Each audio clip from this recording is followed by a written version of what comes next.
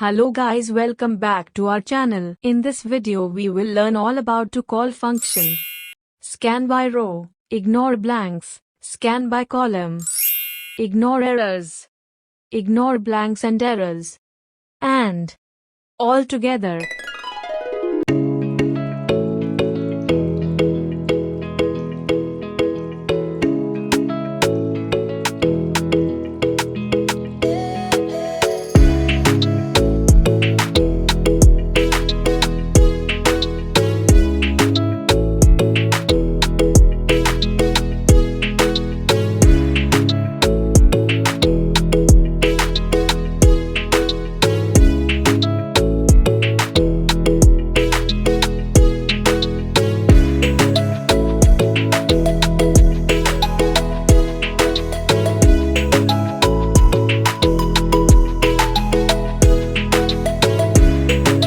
As you can see, by default, TOCOL will scan values by row.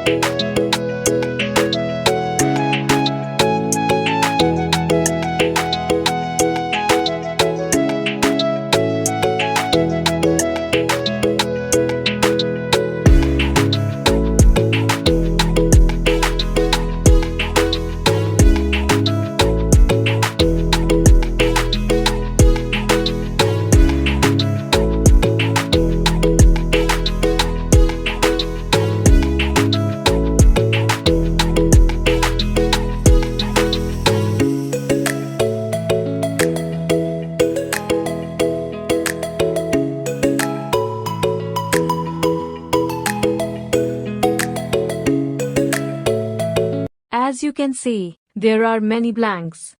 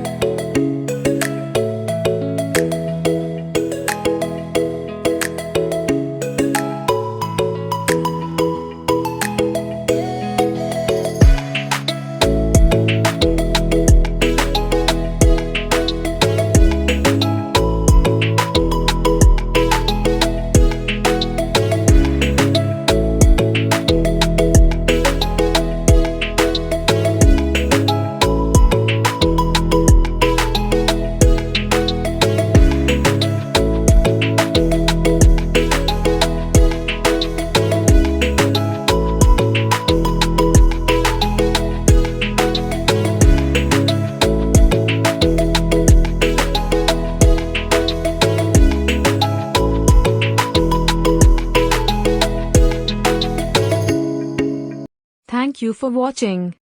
Please do like, share and subscribe to our channel.